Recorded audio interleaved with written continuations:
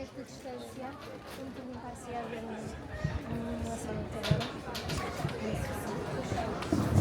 Boa tarde a todos.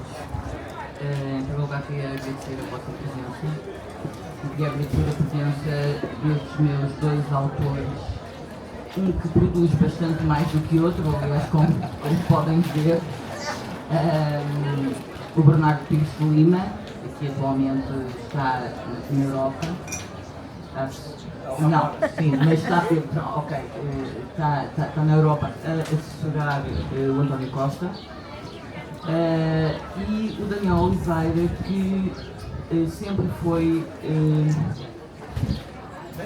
nem sempre, mas desde há uns anos para cá tem sido sempre muito eurocético. E eu achei interessante, nós perante a situação que estamos a viver, cada dia muda, agravante, do meu ponto de vista. Achei interessante reunir os dois, porque os dois têm pensado sobre este assunto, escrito sobre este assunto, e portanto eu queria ouvir o Daniel Oliveira, porque me interessa mais ouvir a tua perspectiva. És paia, porque me interessa mais ouvir a tua perspectiva, porque é minoritária, à partida, penso eu, não sei, mas penso que é minoritária e eu sempre defendi as minorias, como sabes. Portanto, dava-te a palavra no tópico de qual é o futuro da Europa, o que é que a Europa pode de facto desenvolver e como é que a própria Europa se pode fortalecer. Muito boa tarde. Agradeço à Bárbara para convidar alguém de uma minoria, salvem o livro da Serra da Malcata, é assim que eu me sinto. Eu nem sempre fui, pelo contrário, até já fui federalista. Começo por dizer, e agradecer ao Bernardo, nós temos este debate mais ou menos cíclico e em geral ligado a livros do Bernardo. A ver se um dia deste ligado a um meu. A Europa, a União Europeia, ou antes a CE, era uma promessa de cooperação e convergência, eu diria até Maastricht. E Portugal, até ao nascimento do euro, deu de facto um enorme salto nesse processo de convergência, o que aliás ajuda a explicar que Portugal seja dos países mais europeístas da União Europeia, exatamente por esse salto histórico, e ainda por cima muito próximo do 25 de Abril, 10 anos depois do 25 de Abril, ou 11 anos depois do 25 de Abril, o que deixou uma marca profunda ligando os dois momentos, a dois momentos sucessivos de grande desenvolvimento económico. Nós falamos muitas vezes do tempo do partido desde 2000, há um discurso aliás bastante simplista que diz que desde 2000 fomos governados quase sempre pelo Partido Socialista, e estas visões bastante simplistas, e eu espanto-me sempre por ninguém olhar e perceber o que é que aconteceu exatamente nestas duas décadas e meia, e o que aconteceu foi o euro. E o euro foi absolutamente determinante, do meu ponto de vista, para a nossa estagnação económica, para a estagnação económica das periferias. E bom dizer aqui que periferias não quer dizer obrigatoriamente países mais pobres. Os países de leste não são periferias porque estão muito próximos do centro da Europa, até geograficamente e economicamente. Mas o meu grande salto, devo dizer, foi depois da lição grega. Ou seja, eu até à crise financeira considerava-me um europeísta.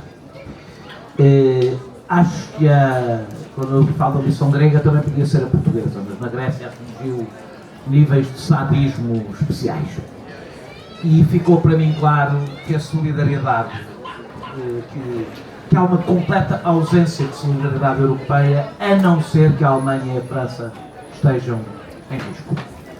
Ou seja, não é por acaso que a Europa mostrou o seu melhor lado, do meu ponto de vista, durante a Covid, e mostrou todas as suas potencialidades durante a Covid, na compra de vacinas, na cooperação, porque a Alemanha e a França estavam, neste caso, no mesmo lugar.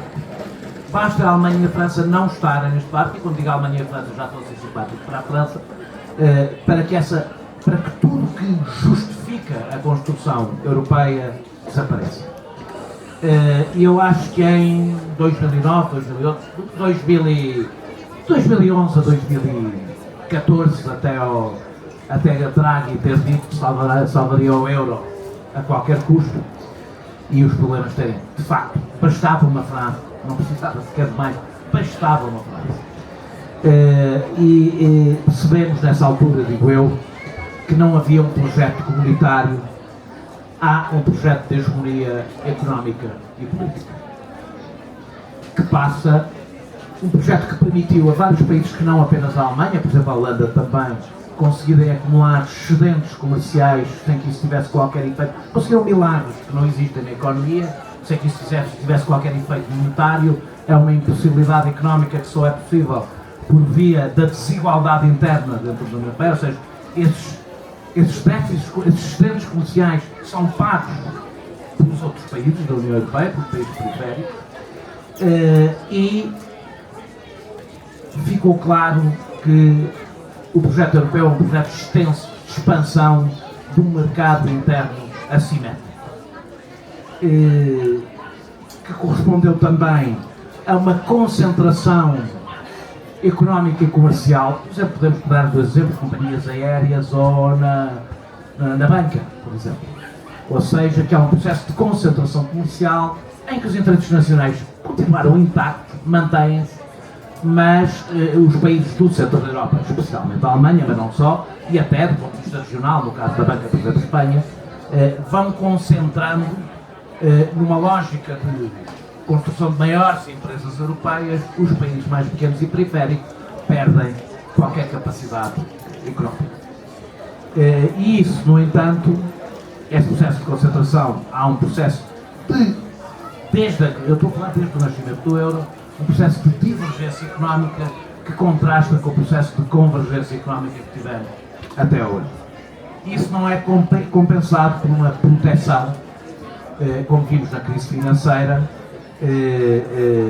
Os países periféricos não perderam todos os instrumentos de reação a uma crise, como há uma moeda única sem uma dívida comum, uma moeda única sem uma dívida comum obriga que os países que são atingidos por uma crise só têm uma forma de simular aquilo que antes era uma desvalorização cambial, que é uma desvalorização social. Baixar salários, cortar Estado social, foi isso que nós fizemos em 2011, que se chamou uma desvalorização interna. Em vez de desvalorizar a moeda, só que há uma diferença entre as duas coisas, é que uma é estrutural e a outra não. A divergência interna é muito mais estrutural do que a divergência cambial, do que a desvalorização cambial. Vamos entrar agora, terminando esta parte, e quero dizer uma coisa sobre o futuro. Neste momento, o que temos é que a Alemanha impõe na Europa as vantagens de uma moeda única sem querer ter os riscos de uma moeda única.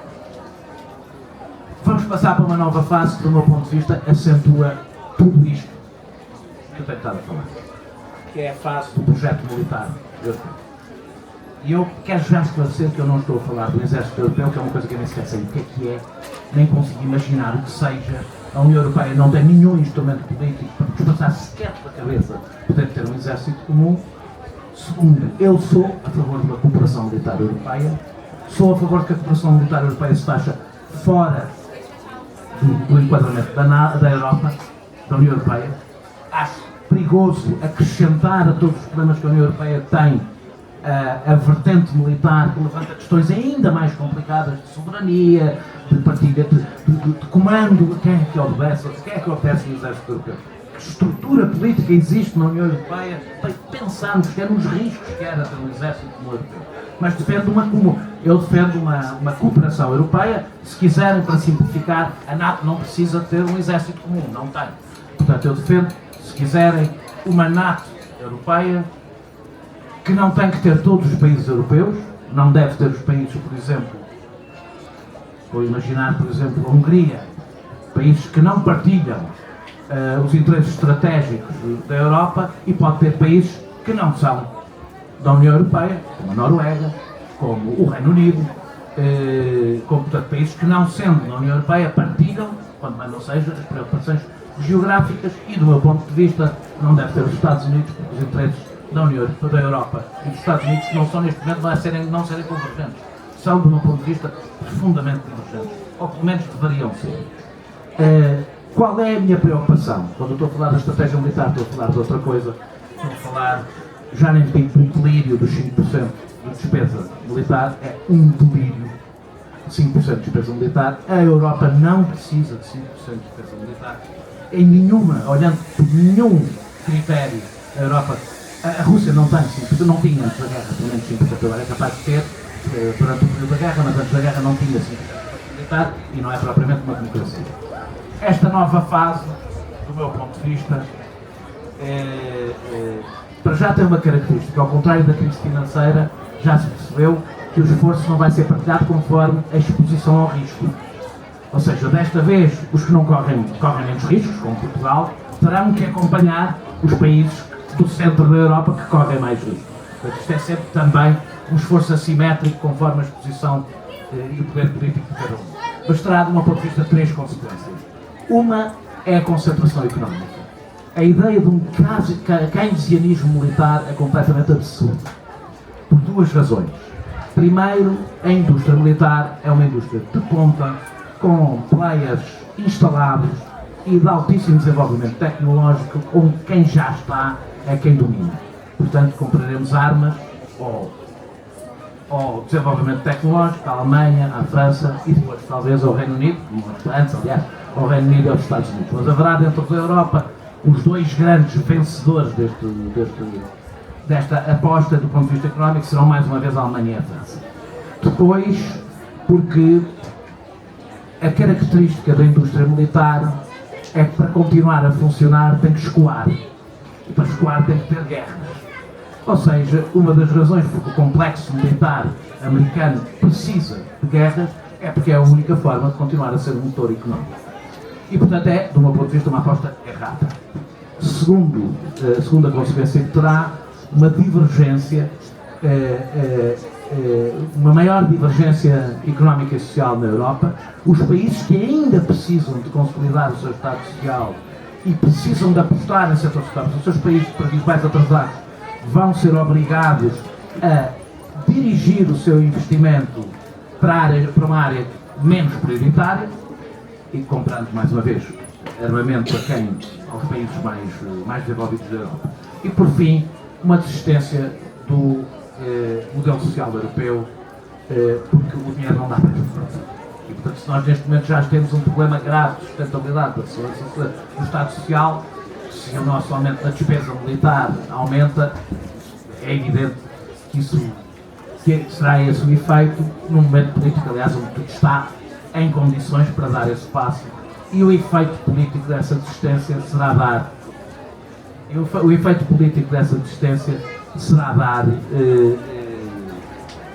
aos amigos de Vladimir Putin a capacidade de chegar ao poder, portanto a derrota interna e política. Em vez de termos uma Europa mais segura, teremos uma Europa menos segura. E já por aqui já. Eu tenho. Bom, como sempre, obrigado Bárbara, obrigado Daniel pela cedência. Acho que é a enésima vez que debatemos este e outros temas. É para mim sempre um prazer enorme. Obrigado à vossa presença também. Uma palavra para os meus filhos, para a minha mulher. Não sei se é a primeira vez, mas não é muito recorrente virem a estas coisas, portam-se pessimamente. Mas hoje acho que se vão portar bem. Eu tenho muita convergência com muitos aspectos que o Daniel, neste e noutros debates, levanta. Nós não divergimos acho que a expectativa era que divergíssemos mais do que efetivamente divergimos. Eu pegava aqui em duas expressões que ele usou para começar e depois defender aqui três pontos de vista. O primeiro tem a ver com esta expansão do mercado interno assimétrico.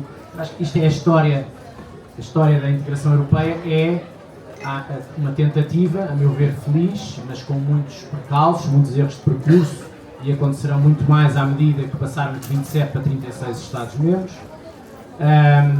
é uma inevitabilidade que isso aconteça. As assimetrias são parte da estrutura da integração europeia. Essas assimetrias são expostas desde o início.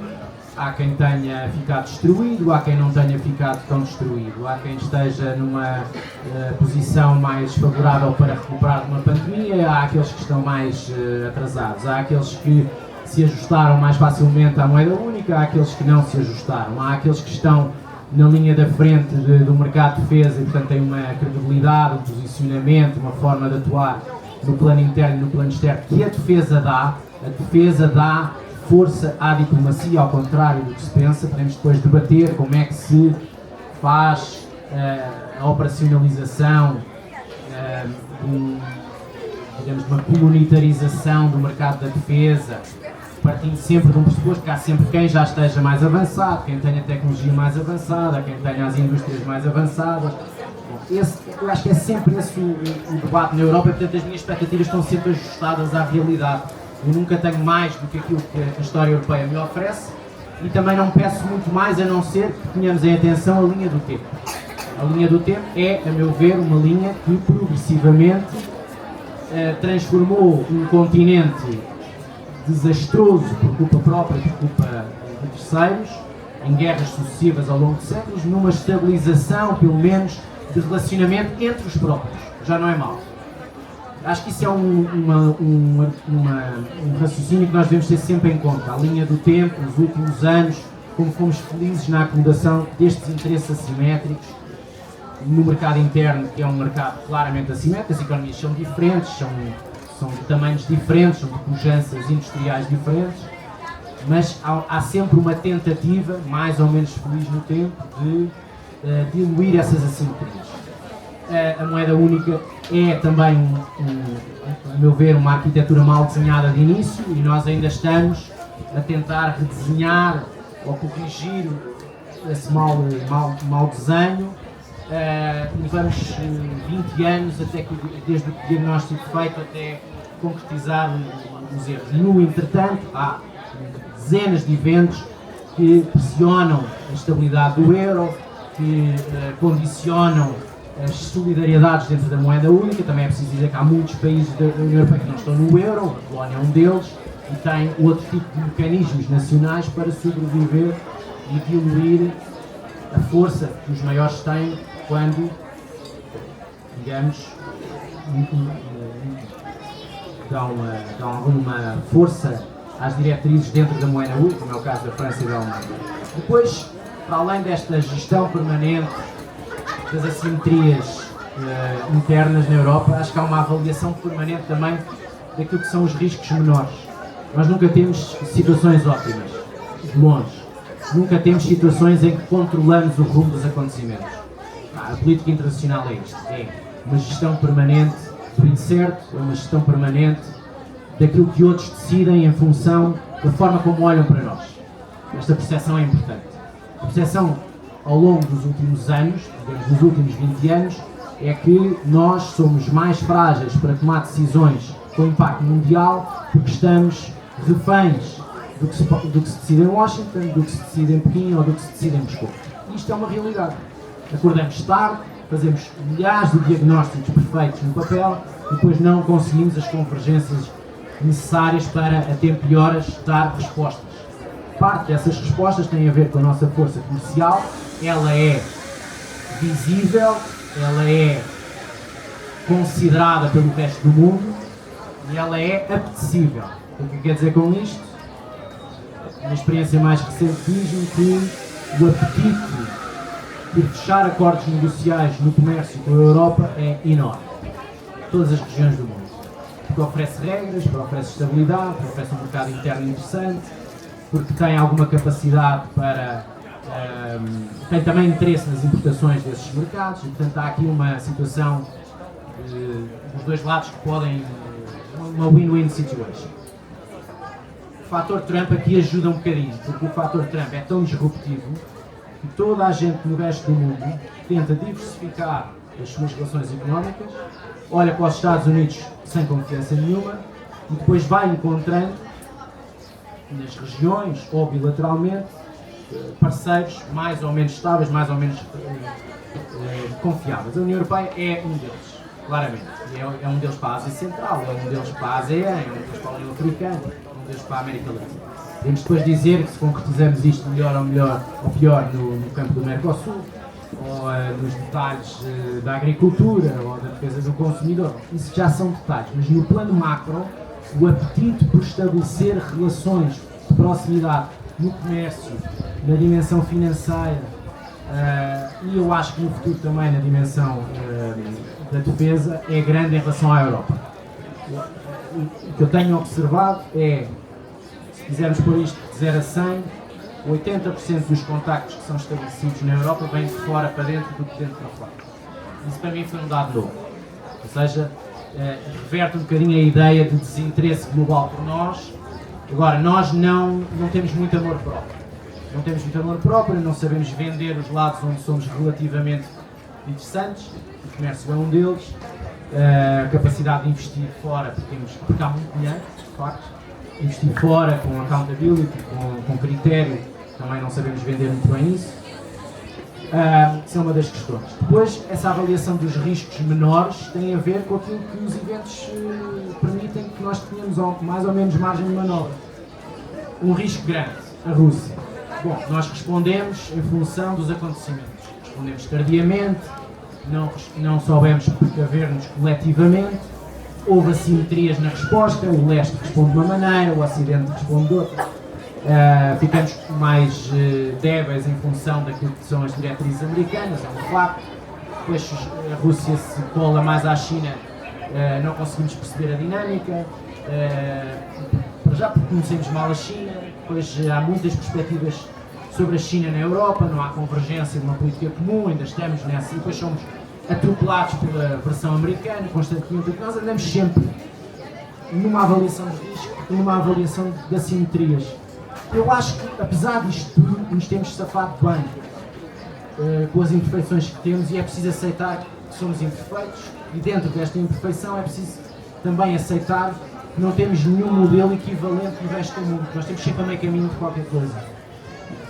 A Índia é uma federação, a Rússia é uma federação, os Estados Unidos são uma federação, a China comporta-se como tal, como poder central, dividido por algumas regiões, mas nós, o Brasil é a mesma coisa, mas nós efetivamente não somos nem uma federação, nem um conjunto de Estados-nações, sempre temos poderes, por exemplo, no comércio exclusivos, no quadro das instituições, que funciona relativamente bem, é uma das áreas, talvez é uma lição a tirar, se funciona bem no quadro das instituições, se calhar devíamos atribuir mais algumas funções macro, como por exemplo, a meu ver, na saúde pública ou na gestão migratória, e não estarmos reféns das apetências, dos debates fragmentados nacionais, etc., sobre estas matérias.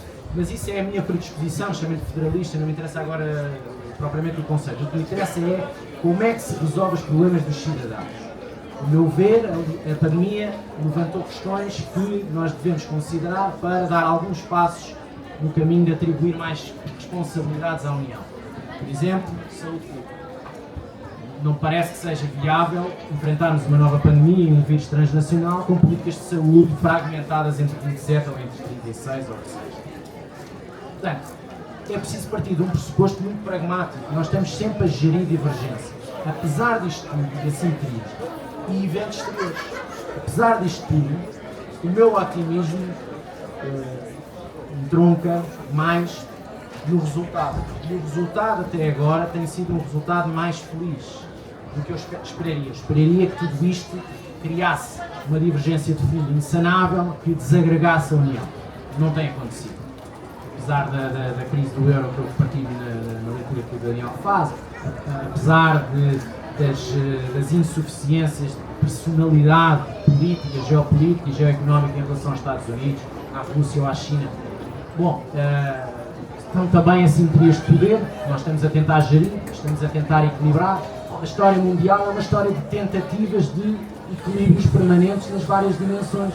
E nós estamos, infelizmente ou felizmente, em função dos vários acontecimentos que nos pressionam, a tentar dar algumas respostas. A defesa é uma delas.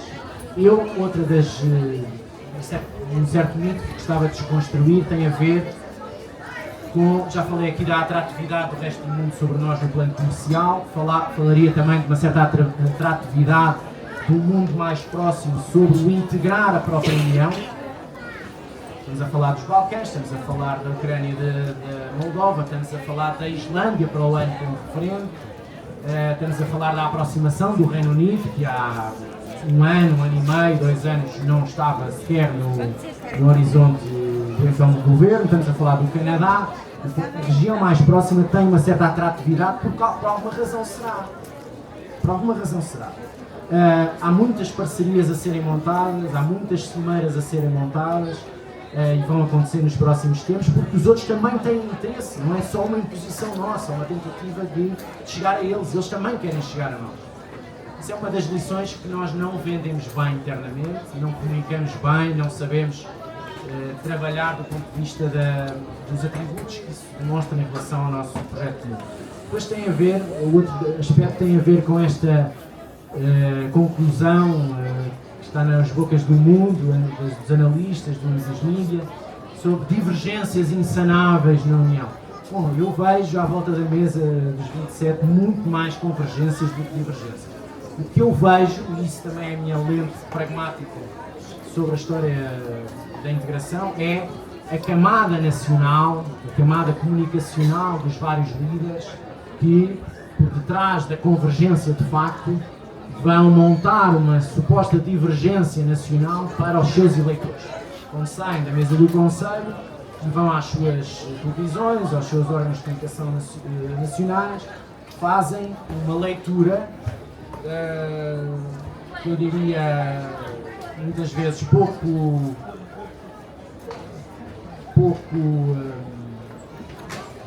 alinhada com o que se passa lá dentro, que é de tentar encontrar uma divergência que permita elevar a sua personalidade nacional à volta da mesa. Nós não convergimos com isto, nós discutimos isto, nós levantamos isto. Vou-vos dizer, aqui que ninguém nos ouve, que há uma dose de mitomania à volta disto. Há uma dose de egocentrismo que mina depois aquilo que são as convergências de facto. São convergências na defesa, porque hoje em dia os frugais do tempo da Troika são os despesistas do tempo presente. Não, nem todos. Os países nórdicos não têm uma grande indústria da defesa, sentem-se mais expostos. É da natureza dos Estados terem reações ao risco, à ameaça, é da natureza dos Estados e dos processos políticos. E é preciso responder a isso. O que eu quero dizer é, uma parte do meu otimismo não é um otimismo lírico, é um otimismo baseado na fita do tempo, naquilo que construímos, apesar de tudo, e da realidade concreta dos factos. Eu observo muito mais do que convergência do que divergência, vejo muito mais manipulação da divergência do que aquilo que era necessário, porque depois podemos ir à camada nacional, que eu acho que ela é verdadeiramente um motor de pressão, mais do que até os acontecimentos extra-Europa, motor de pressão dos rumos, dos calendários das decisões, dos tempos da decisão. O tempo aqui é muito importante, tem a ver com essa pressão dos sistemas políticos europeus que estão cada vez mais fragmentados, sobretudo a partir da grande crise financeira de 2008-2011. Acho que esse é que é o, mais do que a pandemia, mais do que as guerras, mais do que o ciclo inflacionista mais recente, a origem dos grandes problemas, das grandes linhas de fratura, não é só aqui, mas também nos Estados Unidos e até, diria, na sociedade russa, estão na crise financeira internacional. Isto leva-me a uma conclusão final que tem a ver com as grandes organizações internacionais de gestão destas grandes questões. Elas existem, elas não funcionam, mas existem. E há duas maneiras de olhar para isto. Uma é aquilo que parte do resto do mundo está a tentar fazer, que é, muito bem, nós não temos um lugar à mesa das decisões, Conselho de Segurança, etc. O Banco Mundial, o Board Executivo do Banco Mundial, o Board do FMI, não temos lugar à decisão, vamos construir ou tentar ensaiar organizações um bocadinho incipientes, como é o caso dos BRIC, há margem. Mas não vamos esvaziar as que existem. Vamos fazer um paralelismo. Vamos tentar equilibrar e jogar os vários tabuleiros. Depois também concluímos que o Irão, que é um dos BRICS mais recentes, é atacado, há uma tentativa de guerra preventiva falaciosa, há uma tentativa de exacerbar uma ameaça nuclear que estava a ser negociada, e há uma tentativa, em último caso, de derrubo do regime, apagando as lições da história recente dos últimos 20 anos, como se elas tivessem trazido algum benefício à região e ao mundo. Mas nenhum dos BRICS vem em socorro do BRIC Irão. Isto também mostra a incipiência destas organizações paralelas. Por exemplo, dos bancos de desenvolvimento asiático para serem o braço armado da expansão chinesa, da construção em África, de grandes infraestruturas. Tudo isso tem um lado perverso. A dívida dos Estados que absorvem esses projetos está ao nível da existência dos próprios regimes políticos desses Estados, América Latina, Sudeste Asiático e África, ou a bolha que entretanto se instalou no sistema financeiro chinês, que também não consegue escoar aquilo que criou. Portanto, o ponto é, o que está a acontecer, pelo menos a leitura nesta fase de transição, é as organizações não respondem às grandes questões, vamos criar mecanismos paralelos onde o nosso poder pode ser exercitado, mesmo que não tenha uma grande eficácia. Ou então nós somos suficientemente inteligentes, aqueles que criamos essas organizações, e somos capazes de as reformar. Reformar como? A meu ver, integrando aqueles que estão a emerger há muitos anos. Dar-lhes acesso ao poder de decisão. A China precisa ter mais acesso. O poder de decisão implica mais responsabilização, não implica menos. O que eles querem é ter o melhor dos dois mundos. É reivindicar, criando uma pressão sobre, neste caso, a Europa e o Ocidente como o passado, aqueles que estão em declínio, aqueles que não respondem aos problemas globais, nós a tentar integrar essas organizações, mas depois verdadeiramente uns não dão acesso e outros não querem assumir responsabilidades. Por exemplo, no caso do Médio Oriente, a China nunca é chamada à equação das responsabilidades e é um ator de primeira grandeza que é o maior importador energético da região. Aliás, é uma das grandes consequências da guerra do Iraque é essa, é ter dado o acesso. Se era o argumento era o controle das matérias-primas, nomeadamente fósseis e do seu escoamento, bom, nem, como dizia o John Stewart no seu programa, nem isso os Estados Unidos conseguiram garantir, porque a Turquia, o Irão e a China são hoje em dia players de primeira grandeza, muito mais até do que os Estados Unidos, a meu ver. Isto para dizer, só para concluir, que a minha grelha de análise tem muito mais a ver, não com o ir atrás de um desígnio qualquer, mas tem muito mais a ver com como é que nós conseguimos chegar até aqui, apesar de tudo, o que é que está verdadeiramente a acontecer para lá das sombras mediáticas. Eu acho que um analista com acesso tem a obrigação pedagógica de trazer o que é possível trazer ao debate com maior propriedade. Não dá para dizer tudo, mas dá para dizer duas ou três coisas. Se vocês depois ficarem despertos para essas duas ou três coisas, para mim já é um ganho, causa. Bem compreendam que não posso dizer muito mais, mas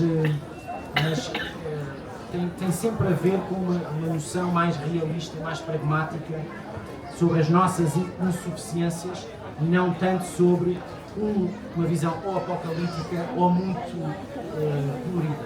Eu nunca me coloquei na dicotomia entre os dois extremos. Procuro trazer sempre elementos que ajudem a raciocinar que, apesar de tudo, conseguimos fazer muitas coisas, podíamos fazer muito melhor, é preferível o que temos do que o que não tínhamos.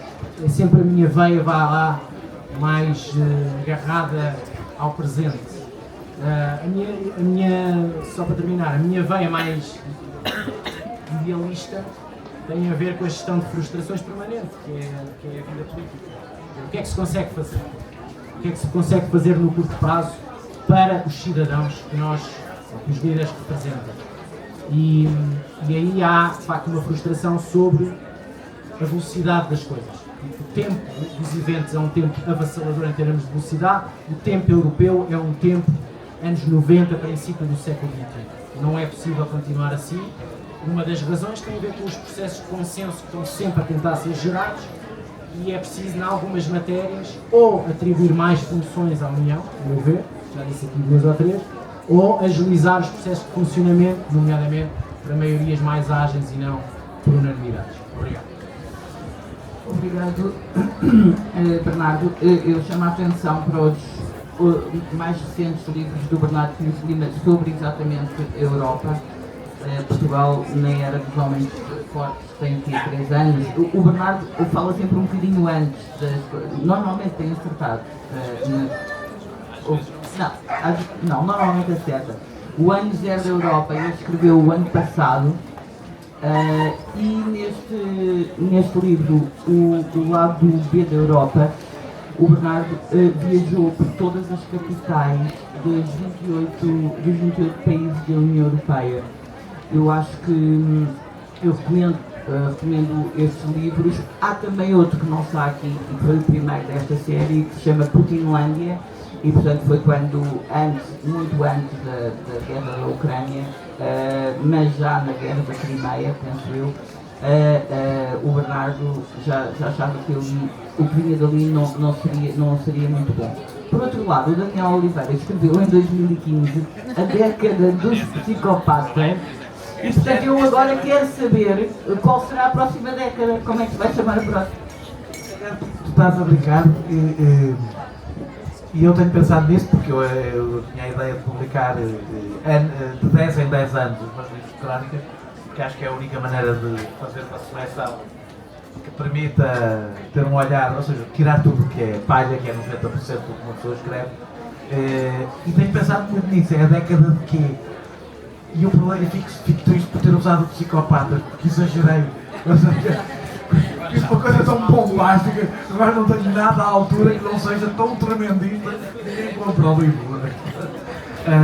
Tenho pensado bastante nisso, porque na realidade este livro acaba, aliás a razão porque é utilizado o termo psicopatas tem a ver com um texto muito específico sobre o papel das grandes multinacionais e a forma como se relacionam com a ética. Não estava, quer dizer, por acaso, isto é até 2015 e em 2016, que será provavelmente o primeiro texto do próximo livro, fiz uma reportagem na Convenção Republicana em que eu vim dos Estados Unidos convencido que o Trump ia ganhar. Depois fiquei aqui e comecei a ver os otimistas todos a falar e comecei a achar que se calhar não ganhava. Mas lá fiquei com a sensação de ganhar. Não posso dizer que fiquei surpreendidíssimo. Aliás, acho que o livro encaminha, não para trás, especificamente, mas se encaminha para o que estava a passar. Eu queria só dizer, tentando ser curto, falar de algumas coisas que o Bernardo falou. Primeiro começar por dizer que tu apresentaste-me e eu aceito a facilidade de eurocético. E eu não sei se sou eurocético ou não, aliás, acho que é um dos problemas do nosso debate sobre a Europa. É que nós começamos por debater se somos, isso até podia ser útil, somos contra ou a favor do projeto europeu, mas é totalmente inútil por uma razão, cria falsas unidades. Ou seja, em Portugal, cada vez que se começa a discutir a Europa, o que se quer saber é se és a favor ou contra. E a dada altura já não se está, ou seja, nós na realidade excluímos do projeto europeu. Eu sou crítico do projeto europeu e, no entanto, participo nessa discussão e recuso-me que essa minha participação se resuma. É o mesmo que eu dizer que não sou patriota, por exemplo, podia não ser, é um direito, porque estou a não ser patriota e nem por isso posso debater os problemas nacionais, outra questão não se pode. E eu, quando foi a Covid e em outra, acabei aqui defendendo, por exemplo, uma política de defesa europeia, não obrigatoriamente na União Europeia, mas europeia. Ou seja, eu defendo maior convergência, se quiserem, maior convergência de umas coisas e maior integração de umas coisas e menor integração de outras, e se calhar coisas completamente opostas de outras pessoas que são europeístas ou não europeístas. Isto é a primeira coisa. A seguir, o Bernardo falou a propósito da questão da convergência, uma coisa que disseste sobre a defesa e o peso político, o peso económico da Europa, o peso comercial da Europa. Eu acho que nós assistimos não só a uma divergência económica dentro da Europa, assistimos como é natural, porque a divergência económica está ligada a uma divergência política, e portanto os países periféricos também têm cada vez menos poder político, e eu se até posso concordar teoricamente com o fim da unanimidade, temo bastante, por o único poder que sobrou a alguns países desaparecer, num processo que não é um processo de integração que realmente tenha acontecido, ou seja, que esteja finalizado, por assim dizer. E isto é muito fácil por uma coisa que tu disseste, por exemplo, a Europa frugal agora é despesista, por uma razão simples, compreensível. Se é porque queria a Portugal também, quando nós estamos dispostos a gastar mais dinheiro, quando não estamos menos. A questão da divergência do poder político é que leva, quando é preciso ser despesista para os países que têm menos poder político, essa despesa não é feita, e o que aconteceu durante a crise financeira, ou esse risco comum não é tomado, quando são países com mais peso político e económico, ele é tomado. Isso nasce dos países federalistas e do espaço para a questão democrática, os Estados federalistas, é resolvido, aliás, olhamos para os Estados Unidos, até com um desnível de poder, favorecendo os Estados mais fracos. Ora, nós temos exatamente o oposto, mesmo. Exatamente o oposto, e isso só pode ser destrutivo. Termino falando da questão da defesa e da questão democrática muito rápido. Vou tentar vou ser. Eu acho que a Europa perdeu o poder político. Jogava para ganhar e perdeu. Uma delas é porque gastou todas as suas energias para salvar o euro. De 5 em 5 anos tem que salvar o euro e perdeu toda a sua capacidade de se concentrar no seu poder político. E o seu poder comercial não se traduz em poder político como temos visto. Aliás, como não se traduz, como tu bem disseste, na China e não se traduz nos BRICS. O seu poder económico não se traduz, porque o poder político não resulta apenas disso. E termino para dizer que para mim a questão central da União Europeia que não cheguei a falar é a questão democrática. Nós estamos a transferir poderes de instituições democráticas para instituições que não têm o mesmo escrutínio popular e não têm a mesma consolidação institucional. E isso traz-nos enormes riscos. Dizia eu a Bernardo antes de tratarmos deste debate, eu acho que a União Europeia acabou por impor um programa neoliberal que nunca foi escrutinado por ninguém.